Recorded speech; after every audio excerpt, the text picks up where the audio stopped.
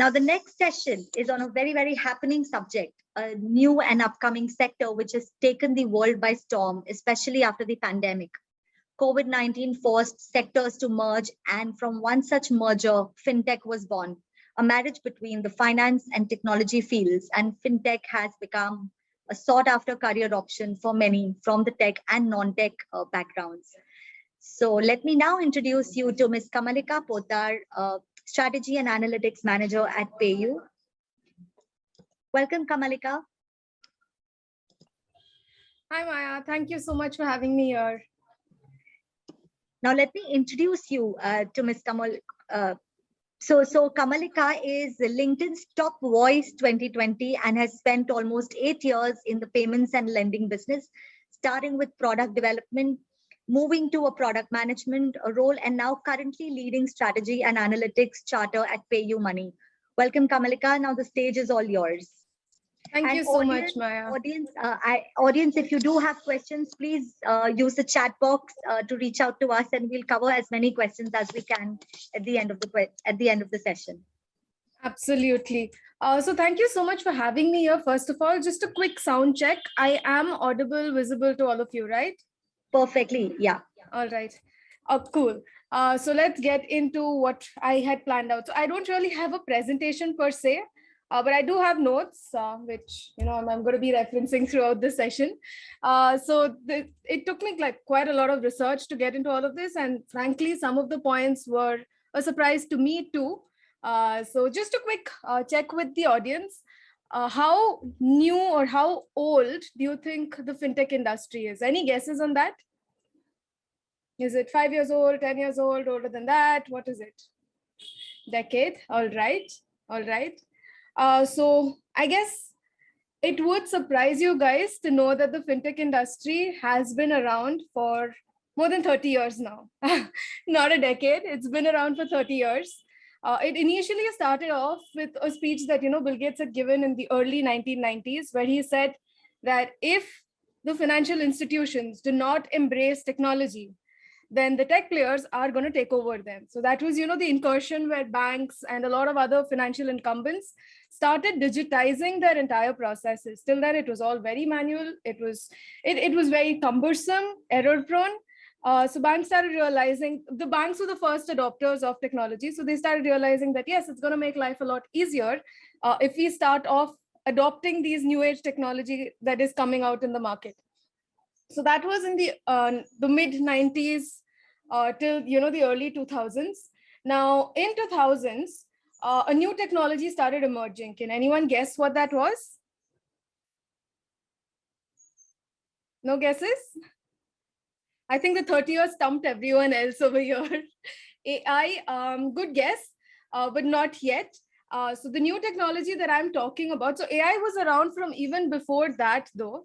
The initial studies on AI started around the 80s, but the new technology that started out there was actually blockchain. So, the first proved blockchain technology, or the proven use case for blockchain technology came out in the mid 2000s, which was Bitcoin, which is still around today. And a lot of tech companies also, in accordance to what Bill Gates had predicted, started building out financial products. So PayPal was one of the earliest examples of that. So this was in the 2000s. Then comes the 2010. And in 2010, a lot of the financial products that were being, so all through the 2000s, banks and financial institutions kept rubbishing these tech companies that were out there with their financial products, saying that, hey, this is never going to take over the banking industry, or it's never going to take over the credit industry or something like that. But 2000s, the adoption of these financial products by these tech companies started booming. People started seeing the value that was there for these offerings that were there, because back then in the US, actually even now in the US, instantaneous payment is still not present. In India, of course, we are way ahead. We have the UPI, which has been around for a good 5-6 years now. But in the US, options like PayPal, Apple Pay, which allowed you to instantaneously transfer money to anyone else's account, was really a big value add over there. So they started seeing, and because these companies started gaining insights into their consumers' behavior on the basis of the data that they had, they also started, getting into other sides of financial services. So it was not just payments back then. So this was what happened in the 2000s, 2010. And then we come to 2020, which is when, the tailwind of COVID kind of skyrocketed everything digital, right from e-commerce to applying to a bank, your eKYC, your video KYCs, you're getting a loan approved instantaneously, and figuring out which insurance fits you the best for your current needs. All of those started picking up from, thanks to the tailwinds of COVID. And we started seeing a lot more innovations, not just in the person to merchant or person to person transactions that were happening, but in the merchant to merchant side as well, from a business to another business. How do you try digitizing that process? All of those also started getting a lot of, they were previously, I wouldn't say neglected, but they weren't that much in the spotlight. But that started changing from 2020. Now, with that said, can anyone guess the quantum of funding in the fintech space? How much do you think happened, pre 2020, and how much do you think happened post 2020 in the fintech space? Any random guesses? That anything works. There are no wrong answers, by the way. So, interesting. Billions to billions. That's not a bad answer. So you're right. So from till 2015, the kind of the growth in the funding that was happening in the fintech space was at 6%, which was much higher than most other industries in any ways, which was at a 6% cumulative average that was there across the years. Now, come 2016 onwards, that rate kind of spiked on to a 9%. From 2020, that went on to over 133%. So that's how crazy the growth has been in the last 2 years alone. So just giving a few stats on the global fintech funding that's come in, as well as what has the scenario been in India, so that you guys are able to appreciate, how much India has been a forerunner in the fintech space. So globally in 2020, there was about $44 billion in funding, which flowed into across 500 odd startups in the so these are all the private market funding, by the way. I've discounted anything that's gone public over here. That would have inflated the number way too much. So in 2020, there was 44 billion and 500 deals. In 2021, that number went up to $119 billion. And there were more than thousands of deals that had happened. And as of Jan 22, so this was the data that I got from the 19th of Jan. There was already 5 deals, and the cumulative value came up to around 2 billion already. So that's just, the first 15-20 days of the year. Now compare that with what's happening in India. In 2020, India had almost 3.9, almost $4 billion in funding that came in, and there were 84 deals. In 2021, that number more than doubled to 9.2, and there were crazy number of 410 deals in that. So why am I talking about these investment numbers here? What is the agenda behind talking about these investment numbers? Any idea why I decided to start this entire topic with the investment that's coming into fintech? Of course, it is to also let you guys know how fast-paced the industry is, but any other reason why I decided to start with these numbers? Very true. Absolutely. So whenever you have any investment coming into any company, be it in any sector, the first thing that the companies, the startups try to do is to expand. Now, expansion could mean acquiring new customers. Yes, that is one expansion. But to scale up a business, you need to have the back-end infrastructure in place, for which talent is extremely, extremely crucial. And right now, it's literally a taker's market, a job taker's market over there. It's no longer about, the recruiters having the upper hand, especially, and this is across most startups, not just the fintech, but more so in the fintech, because there are very few talent in the fintech space who understand both the tech side as well as the financial aspects of it. Now, having said that, I don't want you people to feel that, oh my God, I have never coded a line in my entire life, so FinTech is not for me. Or I've never taken up any finance related or economics related subjects back in school, so I'm going to be totally lost at sea in this sector, so this is not for me. Trust me, you couldn't be further away from the truth. Yes, you do need to know technology, but more than being, so there are different roles and we'll get to that eventually, but more than just being able to code or, crunch data and analyze and build data models on that, it's about understanding the implications that new technology has on the financial services sector. So now that is on the tech side. Now coming to what happens on the finance side of it. Again, you do not need to know complicated, discounted cash flow modeling, or you do not need to know how corporate finance works, or how do, the complicated nature of swaps work or options work. None of that is needed, unless of course you are getting into that side of fintech, which deals with, the remittances and all of that for corporates. Then that's a totally different ball game. But for most of the consumer ended fintech products, it is very crucial that you understand financial products. Now, what do I mean by financial products? And I'm sure all of you would have interacted with one or the other financial product suite at some point in your life. The most common one being the payments products. So back in 2016, if any of you were, transacting back then I'm pretty sure you would have used Paytm at some point or the other at that point in time. So understanding the payment flow, like if I make a payment to say Maya over here, then how will that payment flow go? Like from my account to Maya's account, what are the different stages that are there? And in that, so that's how the money flows. But is this totally free? That the intermediaries do take up some sort of commission in between, right? So who pays whom what? Understanding those things are very more crucial than just understanding the basics of finance over there. That's on payments. The next more popular product, which has become super popular now, is lending, and within lending, the BNPL product. So, they essentially say, so whenever we think of loans, we think of an interest cost that's associated with it, but BNPLs are literally giving it to us for free. So if you want to get into the fintech space, you should be able to ask that question, is this really free?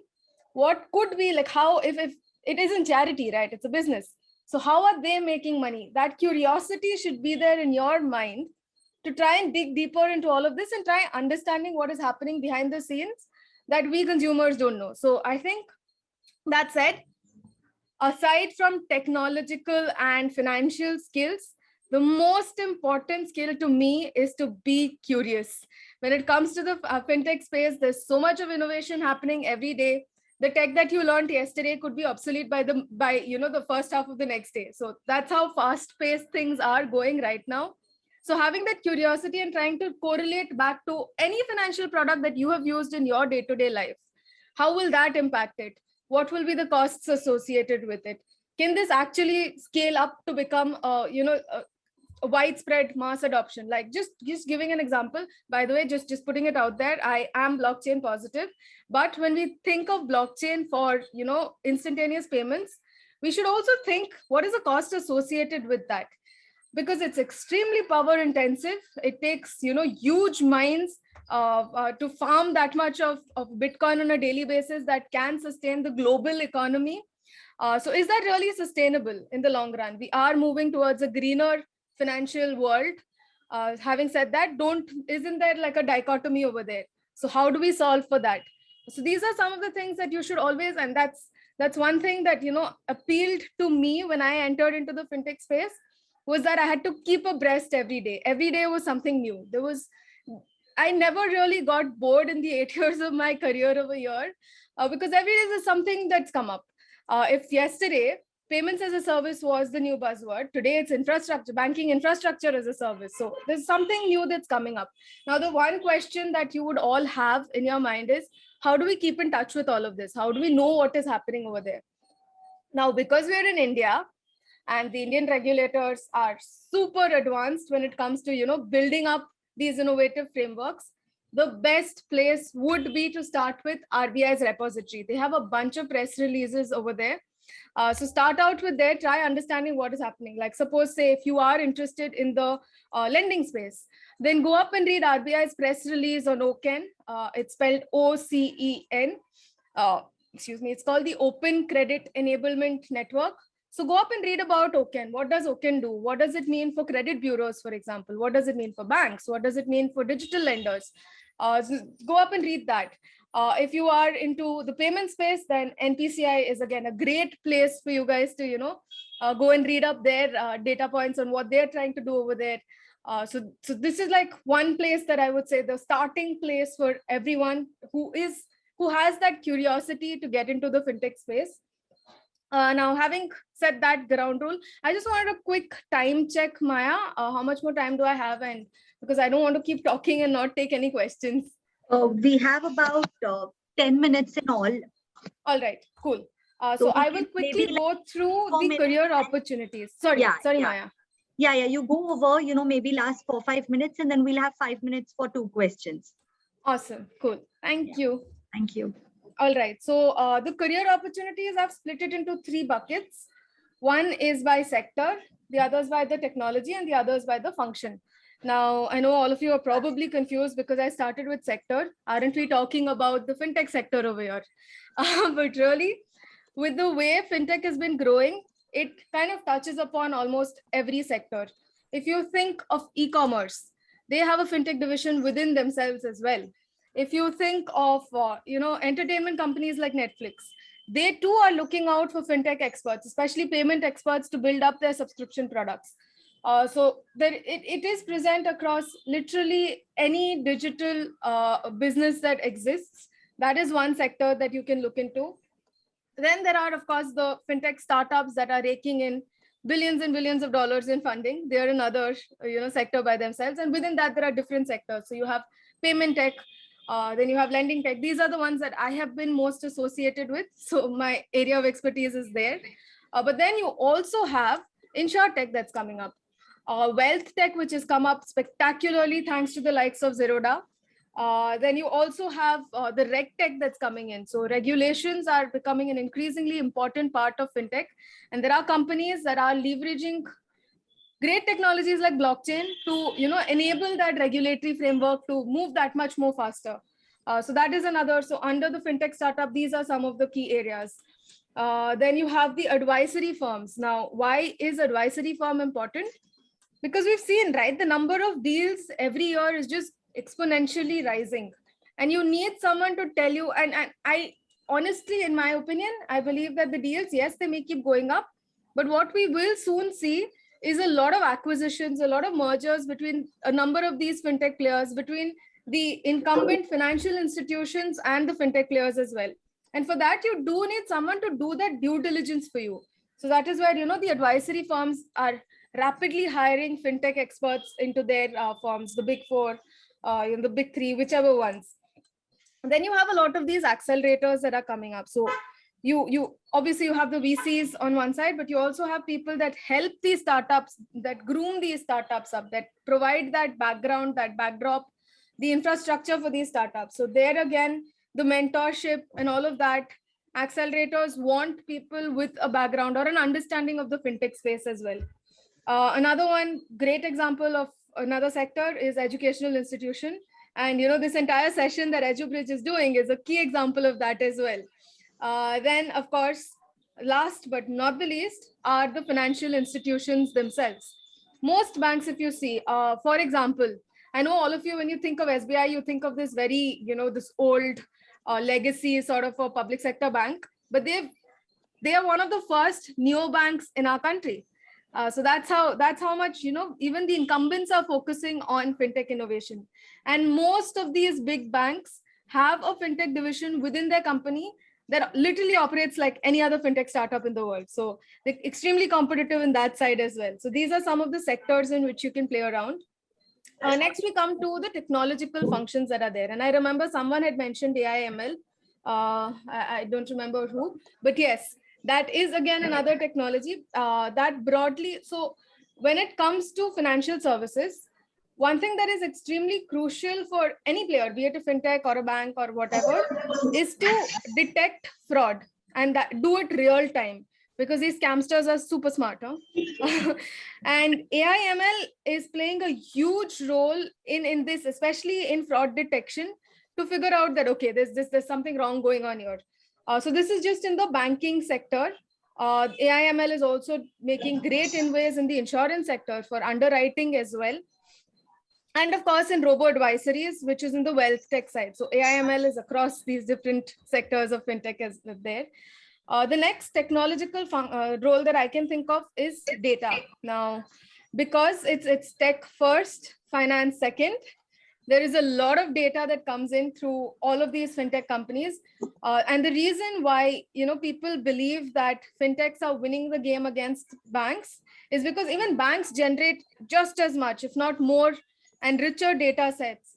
But the fact that fintechs have the capability, have the talent to mine that data and figure out the insights from that data is what gives them an edge over there.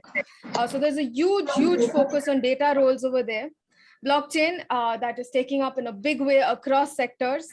Then the infrastructure management, it's not just necessary to keep thinking of all of these new age technology without having the backend to support your existing functions. So that is again another great thing. So that brings me to full stack developers that are there. Very crucial, because they literally form the backbone. These two things literally form the backbone for any tech company. Fintech is no exception. And another area which is very crucial is on the security analyst side of it. So because it is so regulated, it's tightly regulated, there are a lot of security and data security issues as well. This is another emerging area that's coming up as well. Now that brings me to the last part, which are the functional roles that are there.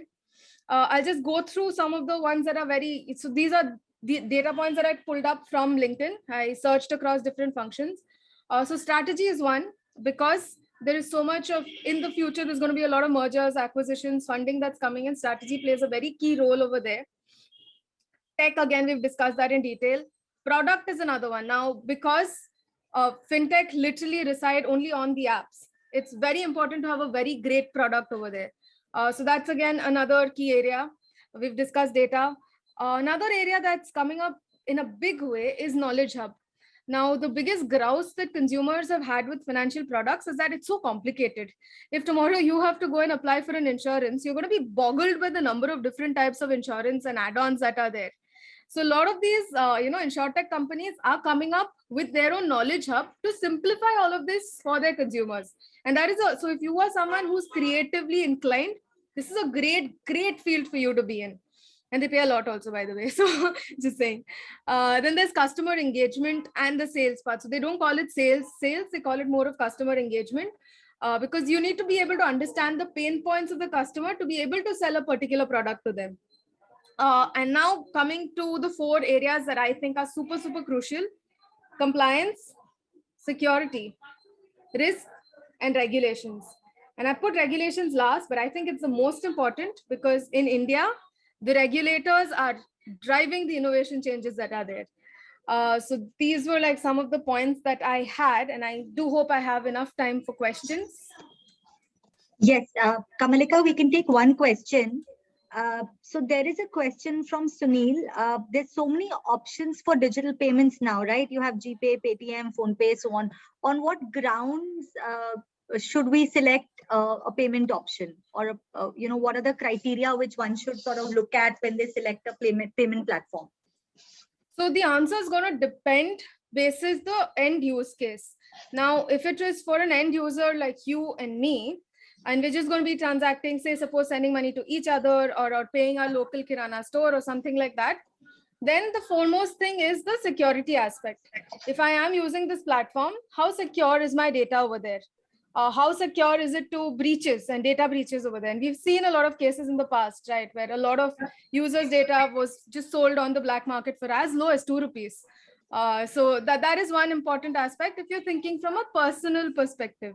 So looking into how good their security systems are, how good is their data encryption over there. But if you are a business, then there are a bunch of things that you'll have to think of, because businesses typically end up paying something that's called an MDR, or a merchant discount rate. Now, this is, suppose say you've done a transaction, your customer has walked into your store and done 100 rupees transaction, then the merchant has to pay about 2 to 3 rupees, 2 to 3% typically of the transaction volume to the network that's processed the payment gateway that's involved, the bankers on the other Yeah. side. So for merchants, MDR becomes one place where, they want to obviously reduce their costs, right? So that is one. Another aspect where merchants look at is to see what are the different payment options that are being provided to me. Suppose say my payment provider is not providing a BNPL service to me. Do I really want to still continue with him or not? Or do I go to someone else who's already pre-enabled BNPL to me? So that is one. That is another one. Then another area, very, very crucial. How did I forget this? Is on the success rates of transactions. Now, because businesses are literally there to make money, if a transaction fails, that's a lost business for them. So when you're evaluating a payment gateway or any payment mode for that matter, you need to see what is the average success rates of it. If it's anything less than 80%, it means you're losing out 20% of your consumers. You really want that business. So that is again another, so the SRT is another important metric over there that you will have to look into. Thank you for that great question. Thank you so much, Kamalika. I think this was extremely insightful, and I'm sure our audience, will go back extremely happy.